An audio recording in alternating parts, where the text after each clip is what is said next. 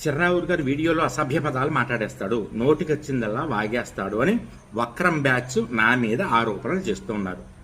యథార్థానికి నేను నోటుకు వచ్చినట్టు మాట్లాడను, మనస్సుకు నచ్చినట్లుగా మాట్లాడతా.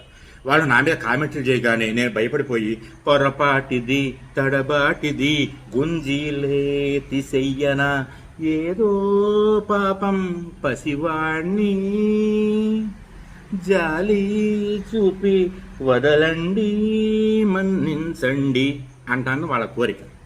నేనెందుకు అలా అంట? నాది గోదావరి మాండలికం. మా గోదావరి మాండలికాల్లో కొన్ని పదాలు అలాగే ఉంటాయి, అసభ్య పదాలు ఏం కాదు. ఉదాహరణకి మేము డబ్బులు దొబ్బేశాడు అంటాం. ఆ దొబ్బేశాడు అనే మాట రాయలసీమలో చాలా తప్పు మాట. అలాగే రాయలసీమలో జాగ్రత్తగా ఎత్తిపెట్టు అంటారు, దాచిపెట్టాను. ఎత్తి పెట్టమంటే మరి మాకు చాలా తప్పు. అలాగే మనం తెలంగాణలో ఓయ్ అని పిలిచామనుకో ఎవరినైనా, వాళ్ళు నన్ను ఓయ్ అంటావా అని దెబ్బలాడతారు. కానీ మా ఆంధ్ర లాంగ్వేజ్లో ఓయ్ అని పిలుస్తారు.